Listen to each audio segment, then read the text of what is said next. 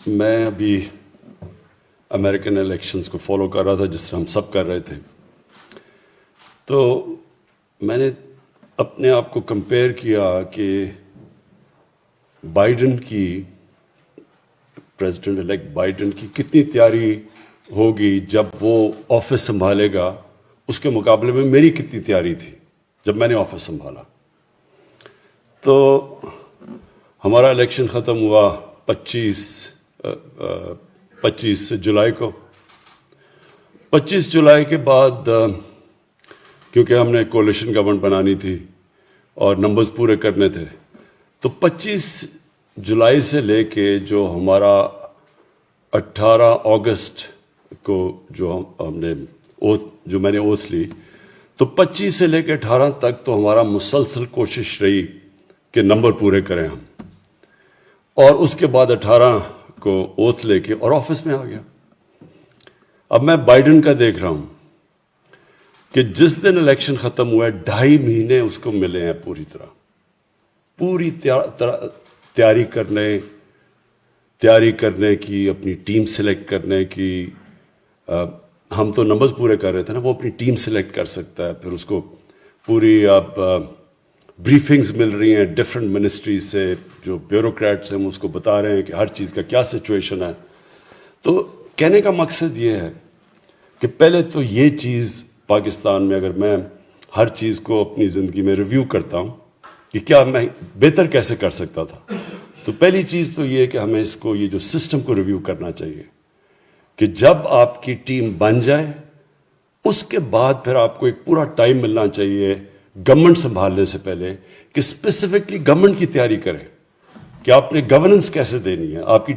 اور آپ کی ٹیم کی پھر بریفنگز ہو ہر محکمے کی۔ مثلا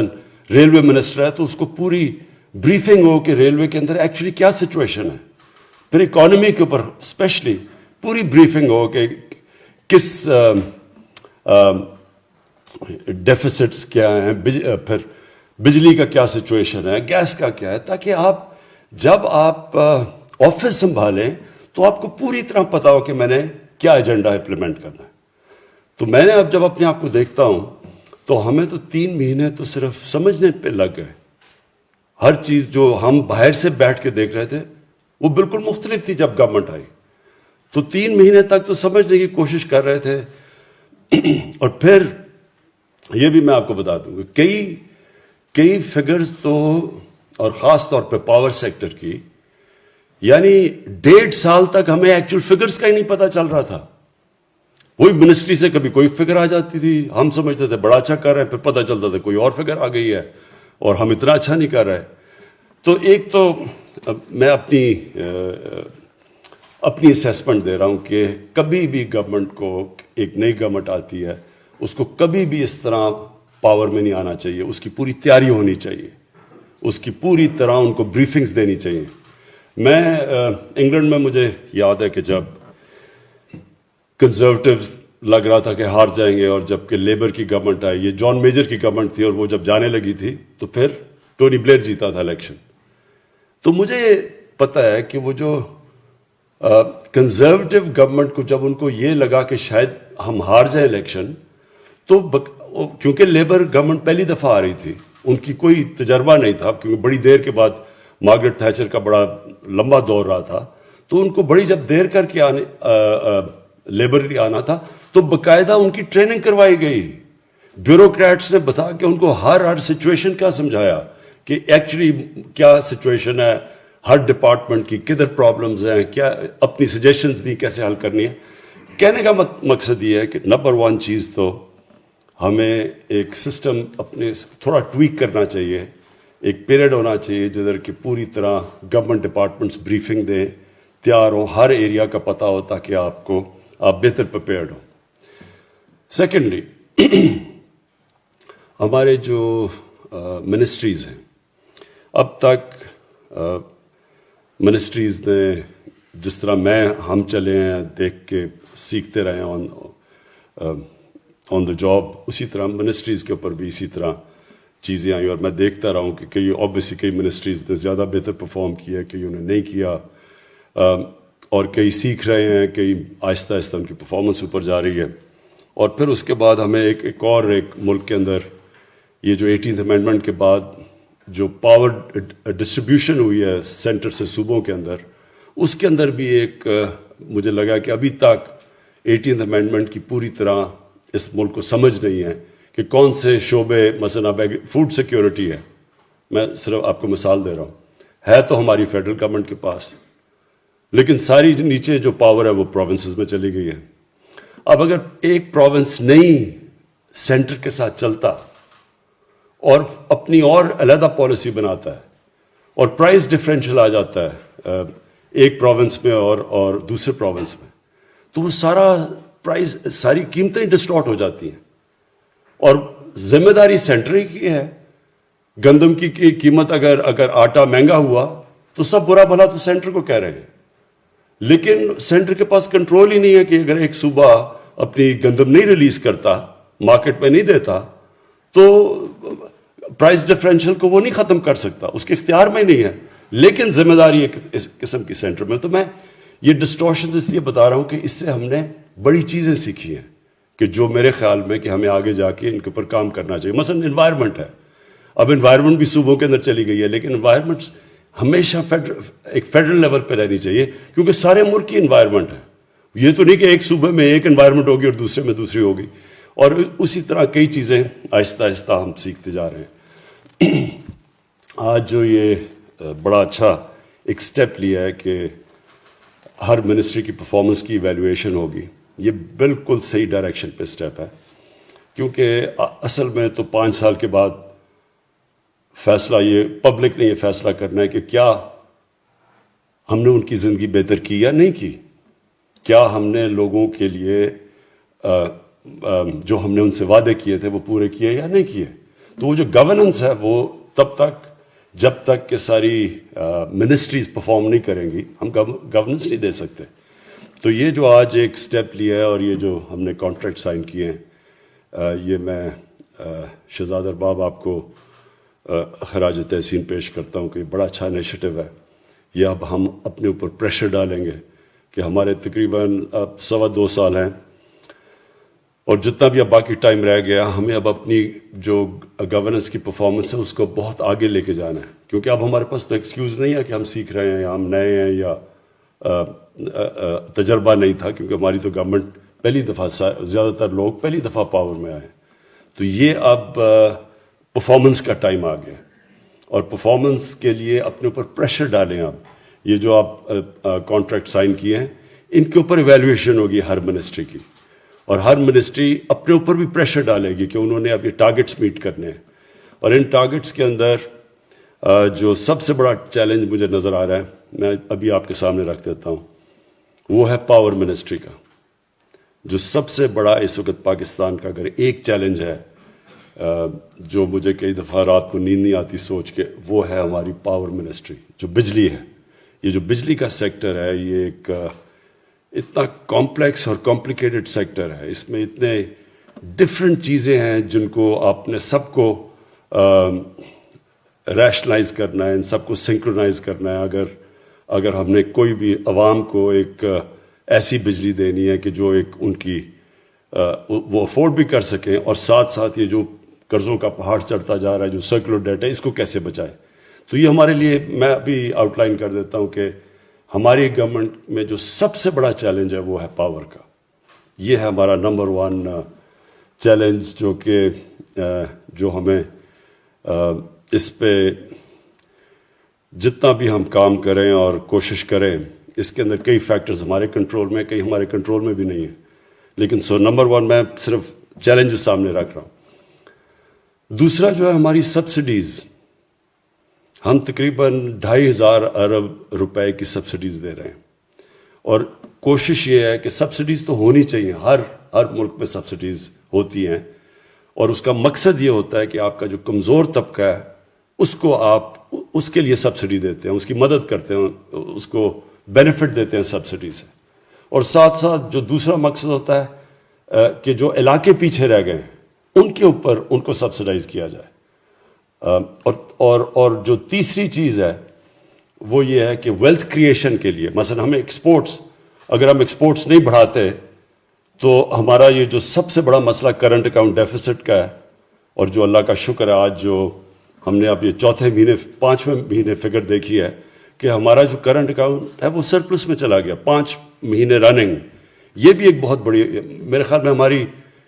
کئی پرفارمنسز سے مجھے بڑا فخر ہے، یہ ایک بہت بڑا فخر ہے، کیونکہ یہ اگر ہمارا کرنٹ اکاؤنٹ ڈیفیسٹ میں رہتا ہے تو روپے پہ پریشر پڑتا ہے، روپے پہ پریشر پڑتا ہے، اور روپیہ اگر گرتا ہے تو اس کا سب سے بڑا مسئلہ ہے مہنگائی. اور مہنگائی جو ہے وہ ہمیں، وہ بھی ایک چیلنج ہے کہ ہم نے لوگوں کے اوپر بوجھ نہیں ڈالنا. تو ایک تو یہ بہت بڑی ہماری اچیومنٹ ہے. لیکن جو سبسڈیز ہیں، سبسڈیز کو ویلتھ کریشن کے لیے استعمال کریں ہم، جو ایکسپورٹس بڑھانے میں، کوئی انڈسٹریز کو تاکہ لوگوں کو روزگار ملے اور اکانومی چلنی شروع ہو، وہاں تک ٹھیک ہے. لیکن کئی سبسڈیز ہیں کہ غریب آدمی کو بھی وہ سبسڈی مل رہی ہے اور عمران خان کو بھی اس کو بھی وہ مل رہی ہے اور پیسے والے لوگوں کو بھی. تو وہ جو ہے سیکنڈ چیز جو ہماری ہے کہ ہم نے ان سبسڈیز کو ٹارگٹ کرنا ہے، فوکس کرنا ہے صرف ان 3 طبقوں کے اوپر. اور پھر جو ہمارا تیسرا بڑا چیلنج وہ میں کہہ چکا ہوں، ایکسپورٹس. جب تک ہم اپنی ملک کو ایکسپورٹس کی طرف نہیں لگاتے تو ہم کبھی بھی اس سے نہیں نکلیں گے، یہ وشس سائیکل سے، کہ ہم جیسی ہماری اکانومی اوپر جانے لگتی ہے ہمارا کرنٹ اکاؤنٹ ڈیفیسٹ اس لیے ہونا شروع ہو جاتا ہے کہ ہم امپورٹ زیادہ کرنا شروع ہو جاتے ہیں، وہ روپے پہ پریشر پڑتا ہے، پھر ہمارے فارن ایکسچینج ریزروز پہ پریشر پڑتا ہے، اور پھر ہمیں IMF کے پاس جانا پڑتا ہے. 20 دفعہ پاکستان IMF کے پاس جا چکا ہے. تو ایکسپورٹس کے اوپر ایک اسپیسیفکلی اب ہم نے پورا زور لگانا ہے. اور اس کے لیے میری اینڈ میں سم اپ کروں گا کہ میرا کیا پلان ہے اس پہ. اور پھر جو ایک اور بہت بڑا ہمارے اوپر پہاڑ چڑھتا رہا ہے وہ پینشنز کا ہے. ہماری جو پینشنز ہیں وہ اتنی ہر جگہ پروونشل گورنمنٹس کی اداروں کے اندر پینشنز اتنی بڑھتی جا رہی ہیں، اور کبھی کسی نے صحیح معنی میں پینشنز کا پلان نہیں کیا. تو وہ ڈاکٹر عشرت ہم انتظار کر رہے ہیں کہ آپ کی جو ایک اسکیم پینشن کی آئے، جو کہ ملیشیا میں ڈاکٹر مہاتر نے تو کہا تھا کہ وہ پینشنز کو سیونگز میں کنورٹ کر دیا، وہ تو ان کا ایسٹ بن گیا. تو ہمارے لیے تو اس وقت پوری لائبلٹی بنی ہوئی ہے. ایک تو وہ بہت بڑا ہمارے لیے چیلنج ہے. اور جو ہم نے سیکٹرز کے اوپر خاص کانسنٹریٹ کرنا ہے وہ ہمارا ایگریکلچر ہے، اس کے اوپر ہم نے کانسنٹریٹ نہیں کیا. ایگریکلچر ایک ہے کہ اگر ہم اپنی پروڈکٹیوٹی کے اوپر زور ڈالتے رہیں تو وہ ایک ایسی چیز ہے کہ وہ ملک کو، ہمارا ایگریکلچر ایک امپلائمنٹ بھی دیتا ہے، اور پھر صرف پروڈکٹیوٹی بڑھانے سے ہماری فوڈ سیکیورٹی بھی ہو جاتی ہے، اور ملک کو بھی ہم اٹھا دیتے ہیں. اور ادھر چائنا کا ہمیں بہت فائدہ ہے، بیکاز چائنا کے ساتھ جو سی پیک کے اندر اب ہم ایگریکلچر کے اوپر بھی کانسنٹریٹ کر رہے ہیں، اس کی ٹیکنالوجی ٹرانسفر اور پروڈکٹیوٹی میں، تو انشاءاللہ وہ بھی ہمارے لیے بہت بڑا فائدہ ہوگا. تو میں آخر میں جو میں نے 2.25 سال کے بعد ایک نتیجے پہ آیا ہوں کہ ہمارا جو گورننس ہے، ہمارے گورننس سسٹم کو ڈاکٹر عشرت پوری کوشش کر رہے ہیں کہ سول سروس ریفارمز ہو تاکہ تیزی سے چیزیں ہوں ہماری گورننس سسٹم کے اندر. لیکن جو میں نے ایک چیز ریئلائز کی ہے کہ ہمیں اب پرائرٹائز جب تک ہمارا سسٹم، ہمارا بیوروکریسی کا سسٹم اور تیز چلنا نہیں شروع ہوتا، اس تک ہمیں یہ کرنا پڑے گا، اس ٹائم تک کہ ہمیں چینلز بنانی پڑیں گی کہ جو ہماری ٹاپ پرائرٹی کی چیزیں ہوں گی ان کو اے گریڈ میں ڈال دیں گے، اور پھر جو سیکنڈ بی گریڈ اور سی گریڈ اس طرح کر دیں گے. ان چینلز کو جو آن لائن رکھیں گے، جو بھی ہمارے اے گریڈ کے پروجیکٹس ہوں گے ان کو ہم آن لائن فالو کریں گے، اور کسی قسم کی ان کے اوپر رکاوٹ نہیں ہونی چاہیے. کیونکہ میں نے ریئلائز کیا کہ اتنے امپورٹنٹ سبجیکٹس ہوتے ہیں، اربوں روپے کا ملک کو نقصان ہوتا ہے، فائدہ یا نقصان ہونا ہوتا ہے، اور وہ جا کے پھنس جاتے ہیں کسی منسٹری میں، اور پھر وہیں پھنس جاتے ہیں. کوئی پتہ ہی نہیں چلتا کہ مہینہ 2 مہینے، یعنی کوئی ایجنسی نہیں ہوتی کہ ملک کو فائدہ یا نقصان ہے، لیکن وہ چیزیں پھنس جاتی ہیں. تو ہم نے یہ جو ایک چینل اب بنانی ہے کہ پہلے تو ادھر سے شروع کریں گے کہ جو ٹاپ پرائرٹی ملک کے جو ایشوز ہیں، جو ہمارے جو سبجیکٹس ہیں، ان کو ہم نے فاسٹ ٹریک کرنا اور فالو کریں گے کہ کہیں بھی رکتے ہیں تو پینلائز کیا جائے گا ان منسٹریز کو جدھر بھی کہ وہ کسی وجہ سے بھی ایک ملک کے لیے جو پرائرٹی والے پروجیکٹس ہیں وہ سلو ڈاؤن نہ ہوں.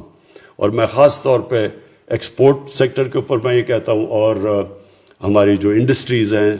جو اس وقت انڈسٹریلائز کر رہا ہے ملک، اور اس کے اندر جو بھی چیزیں ملک میں ڈالرز لے کے آتی ہیں، جس سے ہمارے یہاں ڈالرز بچتے ہیں یا ملک میں ڈالر آتے ہیں، اس کو ہم نے پرائیورٹائز کر دینا ہے، کیونکہ یہ ایک ہمارا ونریبل ایریا ہے کہ ہمیں ڈر یہ ہے کہ جیسے جیسے ماشاء اللہ ہماری اکانومی گرو کرنی شروع کی ہے اور ہمارا کنسٹرکشن سیکٹر اٹھ رہا ہے، انڈسٹری چل رہی ہے، تو اب خوف یہ ہے کہ پریشر پڑنا شروع کر دے گا ہمارے کرنٹ اکاؤنٹ کے اوپر، اور پھر کیونکہ جیسے جیسے اکانومی گرو کرے گی، امپورٹس بڑھیں گی، اور وہ جو ہمارا پریشر ہے کسی طرح اس کو ہم اوائڈ کر لیں، یعنی ہم اپنی کرنٹ اکاؤنٹ کو ڈیفیسٹ میں نہ جانے دیں تاکہ روپے پہ نہ پریشر پڑے، وہ سب سے کرٹیکل چیز ہے اس وقت. کہ اللہ کا شکر ہے جیسے بھی یہ 2 سالوں کی بڑی مشکلوں کے بعد ہماری جب اکانومی اب چلنی شروع ہوئی ہے اور ہمارے پازیٹیو سائنز نظر آ رہے ہیں، تو یہ امپورٹنٹ یہ ہے کہ آگے جو پٹ فالز ہیں ہم ابھی سے پری ایمپٹ کریں ان کو. تو میں انشاءاللہ شہزاد ہم اس کی ایویلیویشن رکھیں گے اپنی منسٹریز کی، اور یہ بڑا اچھا انیشیٹو ہے کہ ساری منسٹریز کو ہمیں پتہ ہوگا کہ جو انہوں نے ٹارگٹ سیٹ کیے کیا وہ اس کے اوپر میٹ کر رہے ہیں یا نہیں، اور پھر اسی کے اوپر ان کی ایویلیویشن ہوگی. Thank you.